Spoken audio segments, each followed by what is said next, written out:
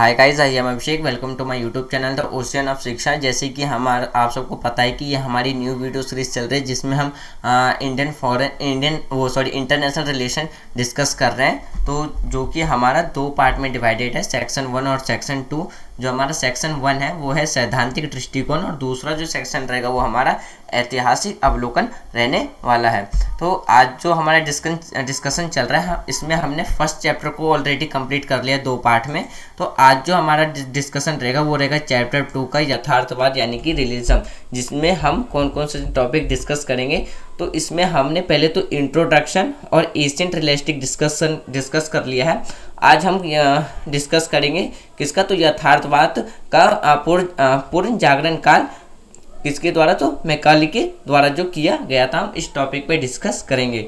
अगला जो हमारा टॉपिक डिस्कशन होगा वो रहेगा classical realism and Thomas Hobbes का। उसके बाद जो हमारा डिस्कशन चलेगा classical realism of the 20th century.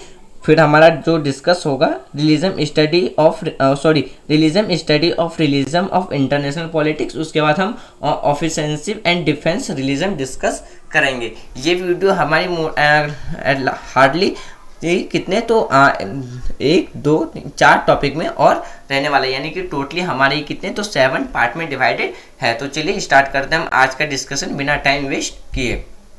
और हमने इंट्रोडक्शन ऑलरेडी डिस्कस कर लिया है कि मार्गेंतु के अकॉर्डिंग यथार्थवाद क्या है। अलग अलग जो स्कॉलर्स हैं उसके अकॉर्डिंग हमने यथार्थवाद के यानी कि रियलिज्म के उसको मतलब थ्योरी के या इंट्रोडक्शन को डिस्कस कर लिया। तो आज हम जो डिस्कस करेंगे वो क्या रहेगा हमारा,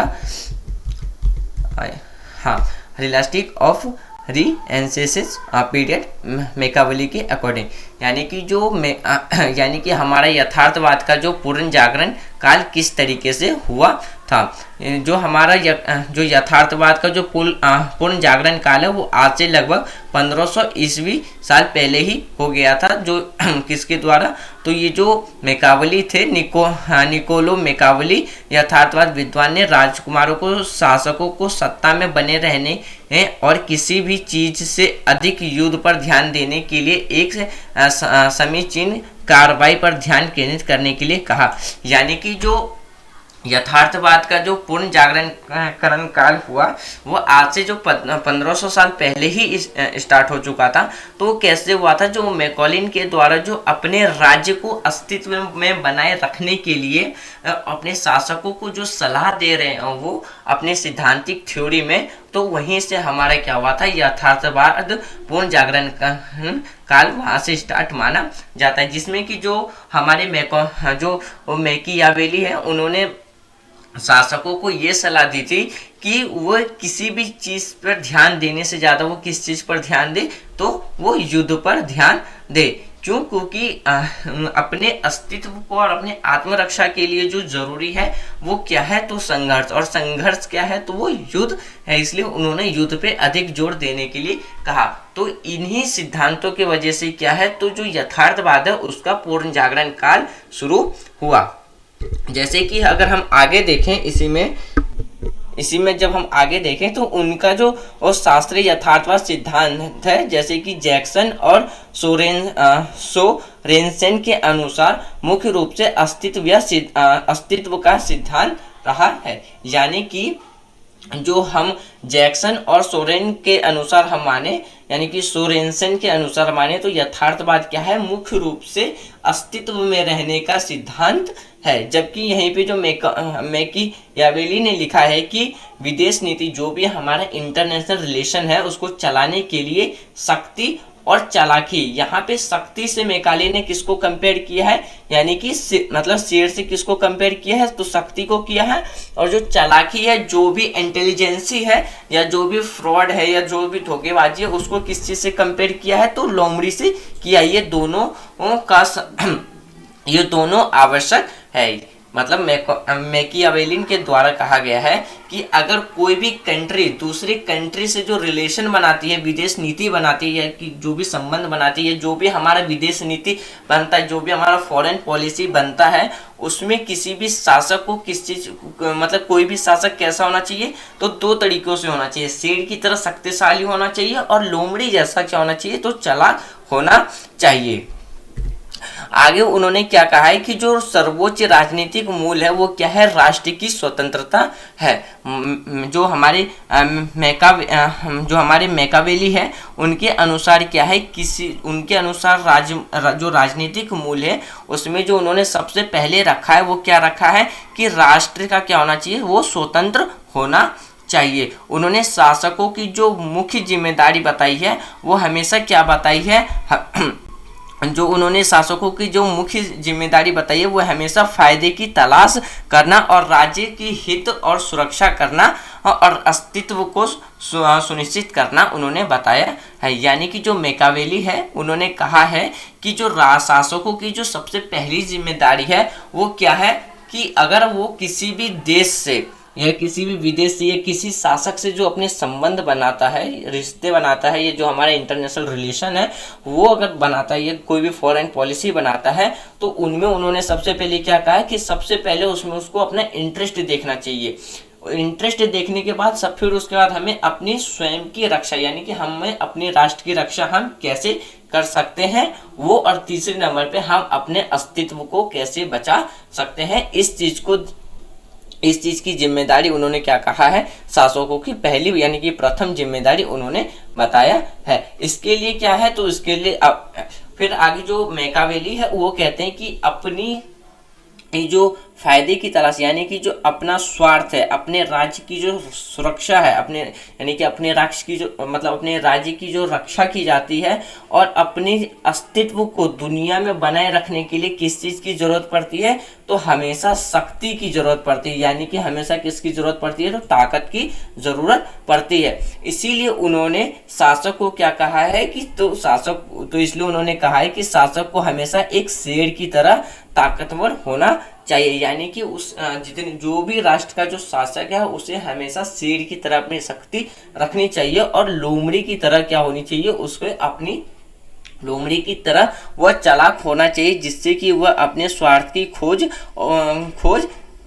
खोज कर सके और अपनी आवश्यकताओं को क्या कर सके, तो पूरा कर सके। इस प्रकार शासक एक लोमड़ी भी होना चाहिए। मतलब जो मैकावेली है वो अपने यथार्थवाद के सिद्धांत में कहते हैं कि जो एक शासक है जो वो अपना अंतरराष्ट्रीय संबंध किसी कंट्री से या किसी दूसरे शासक से बनाता है, तो क्या होना चाहिए, सबसे पहले तो वो एक ताकतवर इंसान होना चाहिए। यानी कि वह राष्ट्र एक ताकतवर होना चाहिए, एक शेर की तरह ताकत होना चाहिए उसमें। और वहाँ उस राष्ट्र का जो शासक है वो क्या हो, तो लोमड़ी की तरीके से वो क्या हो, तो वो होना चाहिए, क्या होना चाहिए, तो चालाक होना चाहिए, जो कि क्या कर सके, अपनी जो उसकी जो आवश्यकता यानी कि उसका जो हित है, अपनी जो स्वार्थ वो क्या कर सके, उस संबंध में ढूंढ सके। यदि शासक चालाक और कुशल नहीं हुआ तो वो राज्य क्या कर पाएगा, वो राष्ट्र कभी भी ये अंतरराष्ट्रीय संबंध में क्या लाभ नहीं उठा पाएगा। तो इसीलिए मैकावेली ने कहा है कि एक शासक को हमेशा शेर की तरह ताकत और लोमड़ी की तरह हमेशा चालाक होना चाहिए। शासक को एक खतरे का अनुमान लगाना चाहिए और उसे रोकने के लिए, उसे हराने के लिए कार्य करना चाहिए। यहाँ पे जो मैकावेली है वो कहते हैं यदि कोई भी जो शासक है जब वो अंतरराष्ट्रीय संबंध बनाता है तो उस टाइम उसे क्या रहना चाहिए, इस बात का ध्यान रखना चाहिए कि अगर वो किसी कंट्री से जो संबंध बना रहा है, अंतरराष्ट्रीय लेवल पर जो भी संबंध बना रहा है, या किसी शासक कोई एक शासक दूसरे शासक से जो संबंध बना रहा है, वो हमेशा इस बात का ध्यान रखे, इस बात का वो ध्यान रखे, अगर यदि वो चालाक है, चालाक होने का मतलब है कि उसको इस बात का अनुमान हो जाना चाहिए कि जब वो अंतरराष्ट्रीय संबंध बना रही है, एक शासक दूसरे शासक के साथ वो संबंध बना रहा है, तो उसके साथ होने वाले खतरे को वो क्या कर लेना चाहिए, उसी टाइम अनुमान लगा लेना चाहिए कि वो जो किसी भी जो राष्ट्र से या किसी शासक जो संबंध बना तो उससे उसको क्या खतरा होने वाला है। तो इस चीज का अनुमान उसको लगा लेना चाहिए और उस खतरे को रोकने के लिए हमेशा उसे क्या करना चाहिए, हमेशा तैयार रहना चाहिए और उसके लिए उस खतरे को रोकने के लिए या उस खतरे का समाधान ढूंढने के लिए हमेशा काम करना चाहिए। अगर हम जैक्सन और सोरेनसन के अनुसार माने तो जो मैकावेलियन धारणा है, यानी कि जो मैकावेली की जो थ्योरी है उनके अनुसार क्या है, यह दुनिया एक ही समय में एक खतरनाक जगह और एक उपयुक्त जगह भी है। यानी कि जो जैक्सन और जो सोरेनसन है उन्होंने ये कहा है कि यदि हम मैकियावेलियन थ्योरी को माने तो वो एक ही टाइम पे क्या है, मतलब ये जो दुनिया है वो एक ही टाइम पे क्या है, यानी कि सेम टाइम पे क्या है, एक बहुत ही ज़्यादा खतरनाक जगह भी है और एक ऐसी जगह है जहाँ पे जो हमारे लिए पूरी तरीके से उपयुक्त है, यानी कि यूज़ करने वाली जगह है। विदेश नीति का जो संचालन है प्रतिनिधित्व और जो प्रतिस्पर्धाओं की शक्ति और हितों के विरुद्ध अपनी शक्ति और हितों की बुद्धिमान गणना का आधार होना चाहिए। यहाँ पे मैकियावेली जो यथार्थवाद की जो धारणा देते हैं, यानी कि जो थ्योरी देते हैं, उनके अनुसार क्या है, हमारी विदेश नीति एक ऐसा स्ट्रक्चर है, यानी कि ऐसा मतलब ऐसा संचालन है जहाँ पे क्या है कि एक कंट्री जब कोई भी विदेश नीति बनाता है वो ऐसी जगह पे बनाता है जहाँ पर एक राष्ट्र दूसरे राष्ट्र से क्या है तो शक्तिशाली बनने की होड़ में है, यानी कि ज़्यादा पावरफुल बनने की कंपटीशन में है। तो इसी चीज़ को क्या करता है, तो इसी चीज़ को गणना यानी कि कैलकुलेट करके, इसी आधार को कैलकुलेट करके हमें अपनी फॉरेन पॉलिसी यानी कि विदेश नीति बनानी चाहिए। वो तभी संभव है जब कोई शासक क्या हो तो लोमड़ी की तरह क्या हो तो पूरी तरीके से चालाक हो और शेर की तरह ताकतवर यानी कि शक्ति हो। तो मैकियावेली के द्वारा ऐसा कहा जा रहा है यथार्थवाद के सिद्धांत में। यह 20वीं शताब्दी के यथार्थवादी हंस जे मार्गेंथो का भी जोर है। यदि हम 20th सेंचुरी के जो स्कॉलर्स हैं, हंस मतलब हंसराज मार्गेंथो, उन्होंने भी यही कहा है कि जो यथार्थवाद है वो क्या है, सत्ता के मतलब सत्ता के लिए शक्ति का संघर्ष है, जो क्या करता है वो इसी चीज को जो मतलब इसी चीज पर क्या करता है जोर देता है। यदि हम आगे बात करें तो जो मार्गेंथो मार्गेंथो कर रहा हूँ यहाँ पे जो हमारे मैकियावेली हैं वो क्या कह रहे हैं, जो मैकियावेली हैं वो क्या अपने शासक को यानी राजकुमार को ये समझा रहे हैं, यानी कि ये सलाह दे रहे हैं कि जो हो रहा है मतलब अभी के टाइम पे जो भी इंसिडेंट घट रही है या जो भी इंसिडेंट घटनाएं घट रही हैं अपने आसपास में, उस पर हमेशा क्या रखना चाहिए, उसके प्रति हमेशा जागरूक और हमेशा अलर्ट रहना चाहिए। चीज़ें होने की प्रतीक्षा ना करें। यानी कि जो हमारे जो मैकियावेली हैं वे अपने शासकों को ये सलाह दे रहे हैं कि आपके आसपास, आपके राज्य के आसपास जो भी घटनाएं घट रही हैं उसके प्रति आप हमेशा सचेत रहिए, जागरूक रहिए और जो भी घटनाएं घटने वाली हैं उसकी प्रतीक्षा ना करें, बल्कि उसके अपनी बुद्धियों का इस्तेमाल करके क्या करें, उस आने जो चीज़ें जो घटनाएं घटने वाली हैं उससे जो विपत्ति आने वाली है उसके समाधान को ढूंढने में क्या करें, अपना विवेकपूर्ण नीति का निर्माण करें, यानी फिर उससे क्या करें, नीतियां बनाएं या कार्य करें। एक विवेकपूर्ण नेता राज्य के हितों और अस्तित्व के लिए किसी भी जोर को रोकने के लिए कार्य करता है। कहने का मतलब है जो मैकियावेली हैं वही कहते हैं कि जो भी एक जो बुद्धिमान लीडर होता है, यानी कि जो एक कोई भी जो इंटेलिजेंट लीडर होता है वो क्या करता है, वो हमेशा जो उस चीज में काम करता है जिसके में उसके राष्ट्र का क्या हो, हित हो, यानी कि उसके राष्ट्र का अपना एक स्वार्थ हो जिसमें उसकी राज्य की जो भी आवश्यकता है वो पूरी हो जाए और अपने अस्तित्व को बनाए रखने के लिए वो क्या करता है, हमेशा उस चीज पर जोर देता है और उस चीज के लिए वो हमेशा कार्य करता है। यदि हम दूसरे शब्द में कहें तो कार्य करने की प्रतीक्षा ना करें। मतलब जो मैकियावेली है वे अपने शासकों को समझा रहे हैं अपने यथार्थवाद सिद्धांत में कि जो घटना घटने वाली है या जो घट रही है तो वो इस चीज़ का इंतजार ना करें, जो घटना घटने वाली है कि इस चीज़ का इंतजार ना करें कि वो घटना घट जाएगी तब वो कार्य करेंगे, नहीं, उस घटना को घटने से पहले ही शासक जो को क्या करना चाहिए, तो विवेकपूर्ण यानी कि बुद्धि का इस्तेमाल करते हुए उस घटना से जो विपत्ति उत्पन्न हो रही है उसको रोकने के लिए हमेशा कार्य करना चाहिए। नेता को प्रतिक्रियाशील होने के बजाय क्या होना चाहिए, शीघ्र होना चाहिए। यानी कि जो मैकियावेली हैं वे कहते हैं जो भी लीडर्स है किसी भी राज्य का जो भी लीडर है वो इस मतलब प्रतीक्षा ना करे कि कोई घटना घटेगी तब हम कार्य करेंगे। जब उसको किसी चीज़ का अनुमान हो जाए कि ये घटना घटने वाली है या प्रतिक्रिया होने वाली है तो उसी के अनुसार वो क्या करे, तुरंत ही उस पर शीघ्र ही क्या हो तो काम करना शुरू कर दे। राजकुमार को पूर्व खाली युद्ध और इसी तरह की पहले में शामिल होने के लिए तैयार होना चाहिए। यहाँ पे मार्गेंथु मतलब ये समझाने की कोशिश कर रहे हैं अपने यथार्थवाद में कि कोई भी जो शासक यदि किसी कोई भी जो शासक है वो किसी विपत्ति को अगर फेस कर रहा है, किसी भी विपत्ति से अगर जूझ रहा हो, यानी कि किसी भी प्रॉब्लम्स को फेस कर रहा हो, उसको तो वो करे ही करे, साथ में जो भी प्रॉब्लम्स आने वाला है तो वो उसके लिए भी तैयार बैठा रहे।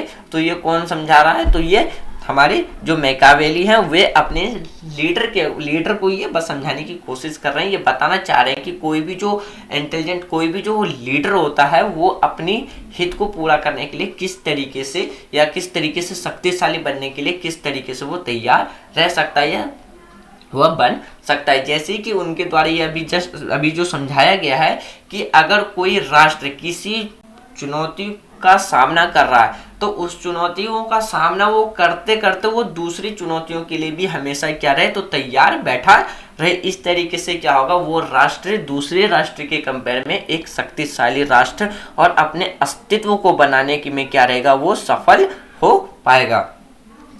यहाँ पे मैकाली ने क्या किया है, जितने भी जो आदर्शवादी विचारधारा है तो उसको यहाँ पे उन्होंने मतलब खारिज कर दिया, यानी कि उन्होंने मानने को मना कर दे। जैसे कि जो हमारे आदर्शवादी विचारधारा है वो किस चीज़ पर जोर देता है, तो पड़ोसियों के साथ प्यार से व्यवहार करने का, शांतिपूर्ण रहने का और केवल आत्मरक्षा को छोड़ करके युद्ध से बचने की विचारधारा हमारा क्या है, आदर्शवादी है। जबकि जो हमारा यथार्थवाद है वो कहता है कि हम अपने अस्तित्व को, अपनी आत्मरक्षा को बचाने के लिए, अपने हित को पूरा करने के लिए हमें संघर्ष करना ही पड़ेगा। फिर चाहे वो मतलब स्नेह, अपने पड़ोसियों से स्नेहपूर्ण और शांतिपूर्ण संभव नहीं हो पाएगा। जैसे कि अगर हम लाइफ एग्जांपल में देखें कि आज जो हमारी कंट्री जैसे पाकिस्तान और चाइना जैसी पड़ोसियों से जो घिरी हो, वो कंट्री कभी भी आदर्शवाद के विचारधारा पर क्या कर सकती है, अपने अस्तित्व को बरकरार या अपने आत्मरक्षा को बरकरार नहीं रख पाएगी। उसके लिए उसे क्या करना पड़ेगा, अपने लिए उसको संघर्ष करना ही पड़ेगा। जैसे कि आज हमारी जो गवर्नमेंट है, एग्जांपल है ये, जैसे कि हमारी गवर्नमेंट है डिफेंस में अच्छा खासा पैसा खर्च करती है।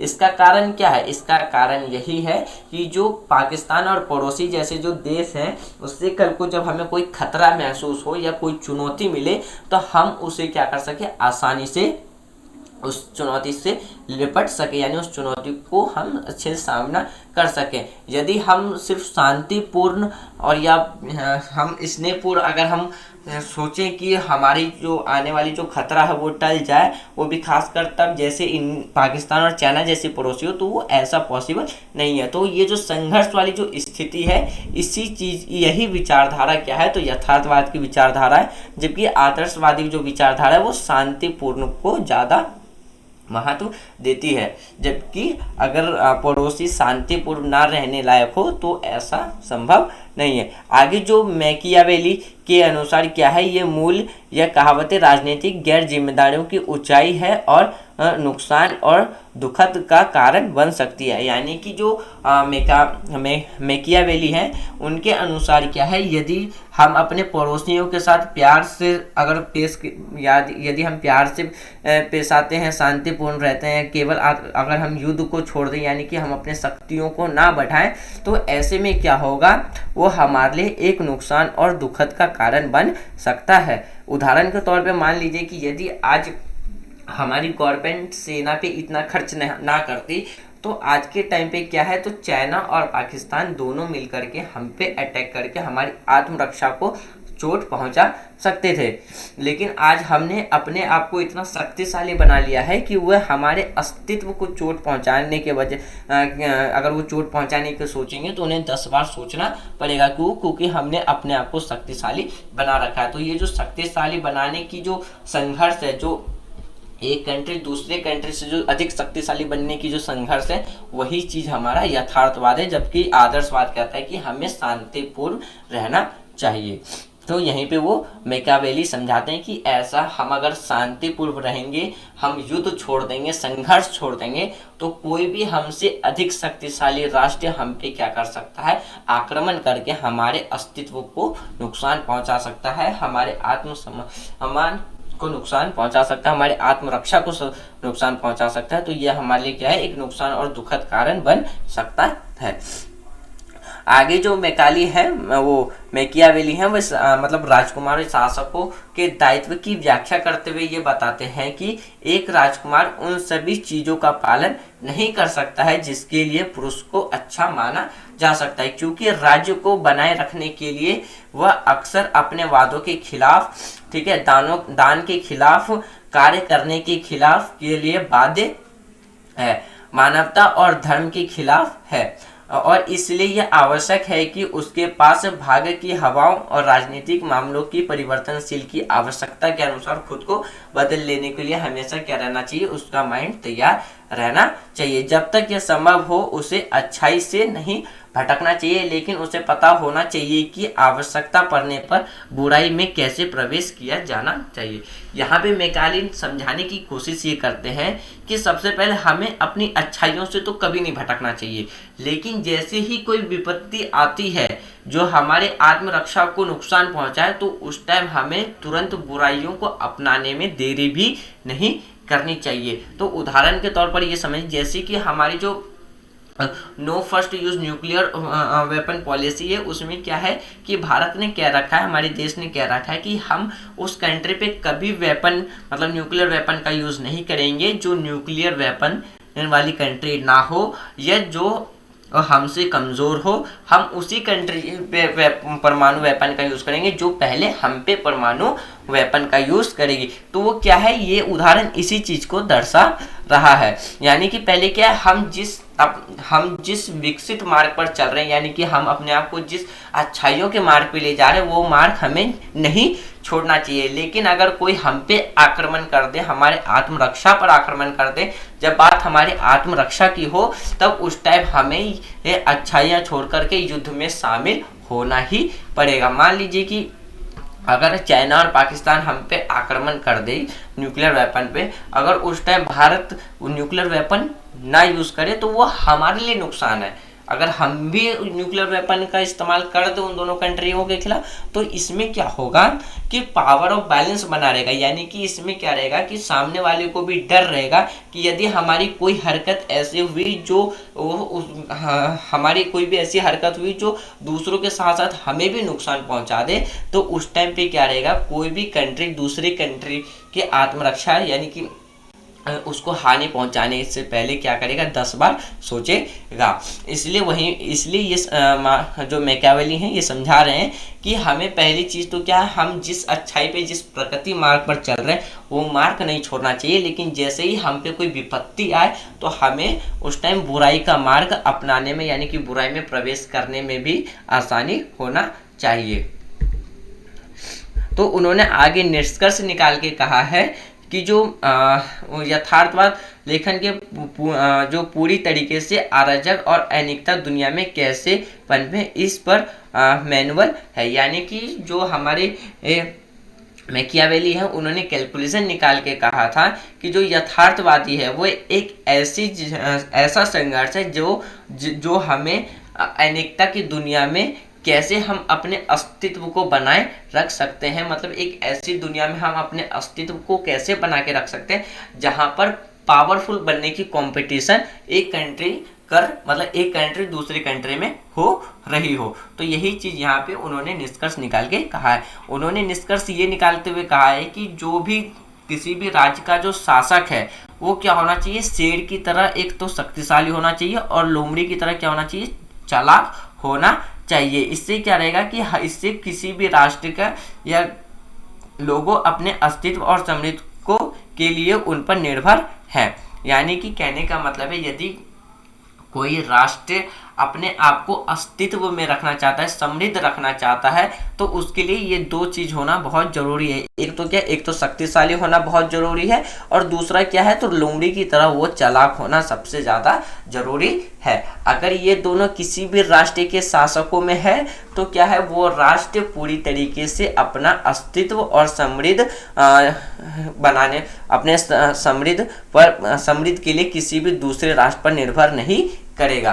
तो यही यथार्थवाद के निष्कर्ष में मैकियावेली के द्वारा कहा गया है। तो फ्रेंड्स, ये था हमारा मैकियावेली का यथार्थवाद थ्योरी सिस्टम। तो अब हम कल की क्लास में जो डिस्कस करेंगे, कल की क्लास में हम किस चीज़ की बात करेंगे, तो यह शास्त्रीय यथार्थवाद और थॉमस हॉब्स के टॉपिक पर डिस्कस करेंगे। तो मुझे उम्मीद है कि आपको ये जो इंटरनेशनल रिलेशन की जो सीरीज चल रही है उसमें आपको ये वीडियो सीरीज पसंद आ रही होगी। तो आप अपना फीडबैक वीडियो को लाइक या डिसलाइक करके दे सकते हैं। Thanks for watching friends, take care, जय हिंद।